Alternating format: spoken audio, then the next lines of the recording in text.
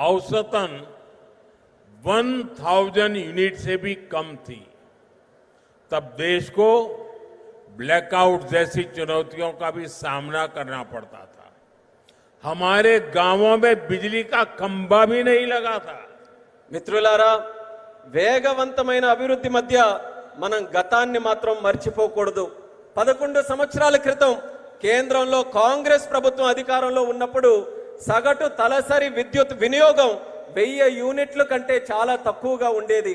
అప్పుడు దేశం కూడా అనేక విద్యుత్ కోతల వంటి సవాళ్లు కూడా ఎదుర్కొంది.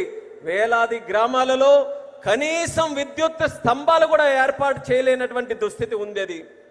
आज क्लीन एनर्जी से लेकर देश के टोटल एनर्जी प्रोडक्शन तक भारत हर क्षेत्र में नए रिकॉर्ड बना रहा है। आज देश के हर गांव तक बिजली पहुंच चुकी है। प्रति व्यक्ति इलेक्ट्रिसिटी का इस्तेमाल बढ़कर 1400 यूनिट हो गया है। इंडस्ट्री से लेकर हाउस होल्ड तक सबको पर्याप्त बिजली मिल रही है। నేడు భారతదేశంలో క్లీన్ ఎనర్జీ నుంచి టోటల్ ఎనర్జీ ప్రొడక్షన్ వరకు ప్రతి రంగంలో కూడా మన దేశం కొత్త రికార్డుల్ని సమకూర్చుకుంటుంది. నేడు దేశంలోని ప్రతి గ్రామం కూడా మనం చూసుకుంటే విద్యుతీకరణ జరిగింది. తలసరి విద్యుత్ వినియోగం ఇప్పుడు 1400 యూనిట్లకి పెరిగింది.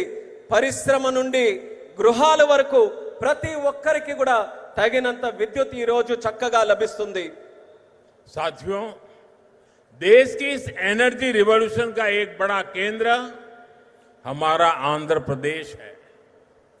चंद्रबाबू के नेतृत्व में आज यहां श्रीकाकुलम से अनुगुल तक नेचुरल गैस पाइपलाइन प्रोजेक्ट शुरू हुआ है। ये पाइपलाइन लगभग 15 लाख घरों को गैस सप्लाई देगी। మిత్రులారా, దేశంలో ఈ ఇంధన విప్లవానికి మన రాష్ట్రం ఆంధ్రప్రదేశ్ ఒక ప్రధాన కేంద్రంగా ఉంది. మన ముఖ్యమంత్రి వర్యులు చంద్రబాబు నాయుడు గారి నేతృత్వంలో ఈ రోజు శ్రీకాకుళం నుంచి అంగుల్ వరకు సహజ వాయువు పైప్ లైన్ ప్రాజెక్టు ప్రారంభించబడింది. ఈ పైప్ లైన్ సుమారు 15 లక్షల ఇళ్లకు గ్యాస్ సరఫరా కూడా చేయబడుతుంది.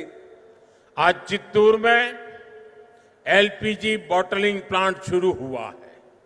ये प्लांट रोजाना 20,000 सिलेंडर्स भरने की क्षमता रखता है। इससे लोकल ट्रांसपोर्ट और स्टोरेज सेक्टर में जॉब बढ़ेगी, युवाओं को नए अवसर मिलेंगे। ఈ రోజు చిత్తూరులో కూడా ఎల్పీజీ బాటిలింగ్ ప్లాంట్ ప్రారంభించబడింది.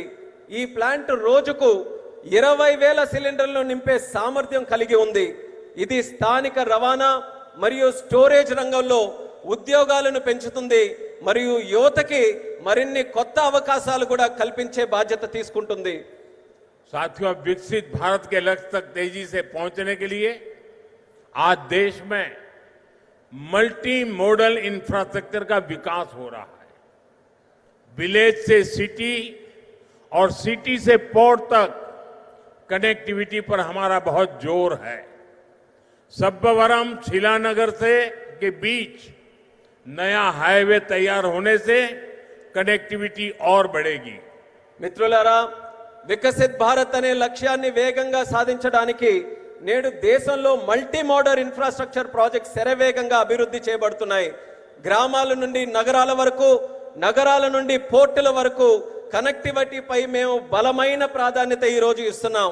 విశాఖపట్నంలో సబ్బవరం నుంచి శీలానగర్ మధ్యలో కొత్త హైవే ఏదైతే పూర్తి చేయడం వలన కనెక్టివిటీ మరింత మెరుగుపడుతుంది.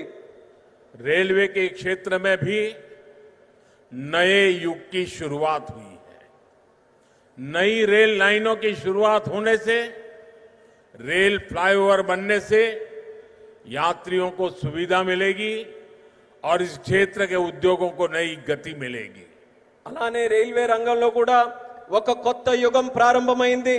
కొత్త రైల్వే లైన్లు అలాగే రైల్వే ఫ్లైఓవర్లు ప్రారంభం వల్ల ప్రయాణికులకి మెరుగైన సౌకర్యం అందుతుంది మరియు ఈ ప్రాంతంలో పరిశ్రమలకు కూడా ఒక కొత్త ఊతం వస్తుంది. साथियों, आज 2047 के विकसित भारत का संकल्प हम सबके सामने है और इस संकल्प को स्वर्ण आंध्रा के लक्ष्य से नई ऊर्जा मिल रही है।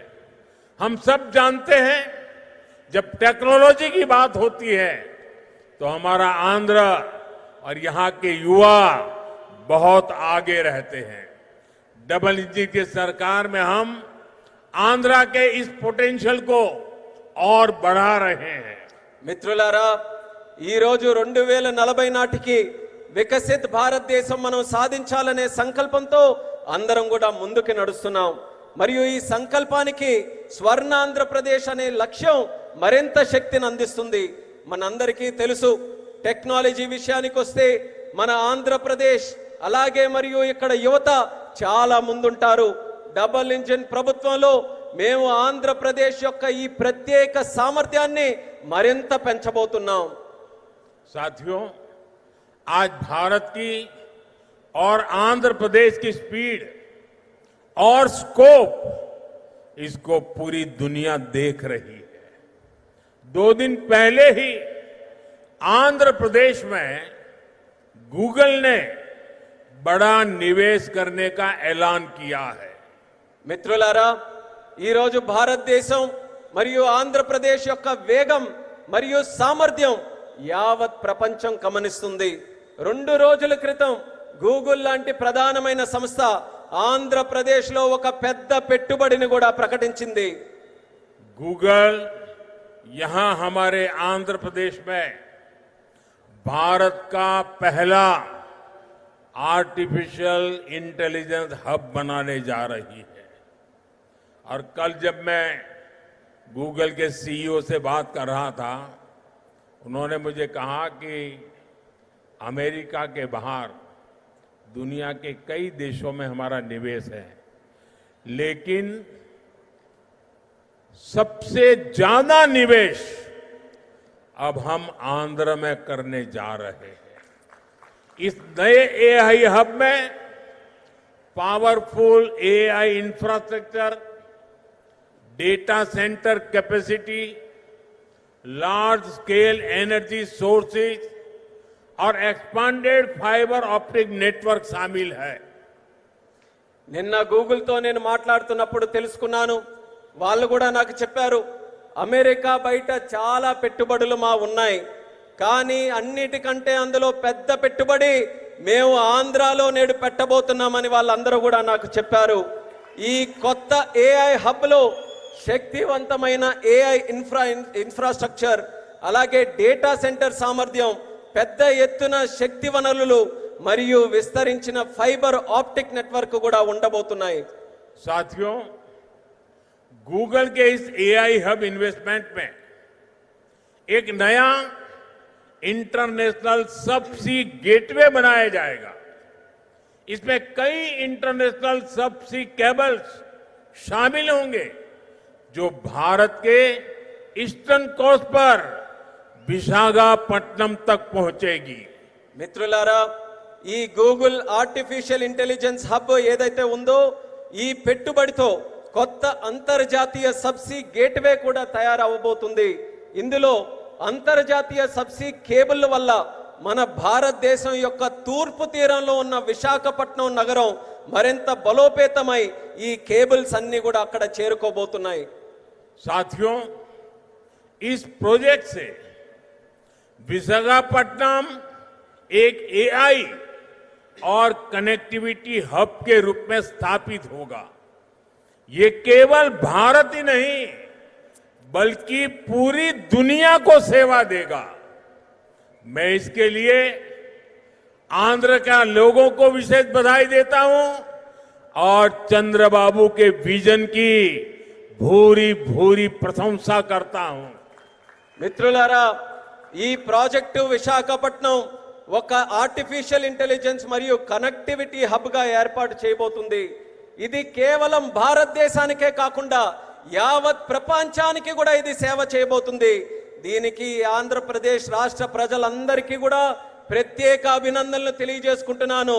అలాగే మన ముఖ్యమంత్రి వర్యులు చంద్రబాబు నాయుడు గారి తాలూకా విజన్ కి కూడా ప్రత్యేకంగా నేను ప్రశంసిస్తున్నాను.